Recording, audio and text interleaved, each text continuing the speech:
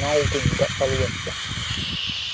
Toivottavasti he ovat nauttineet enemmän kuin minä tänään puolen päivän jälkeen. Metsähallituksen vielä sanottiin myös, että vanhoista kulkureiteistä kertovat muun muassa vanhat pitkospuut, joissa on Ruotsin kruunun merkit nyt jo vaikeasti havaittavissa. Kuvaus vastaa UKK-reitin pitkospuita, paitsi että missä ei ole Ruotsin kruunun merkkiä ainakaan enää havaittavissa.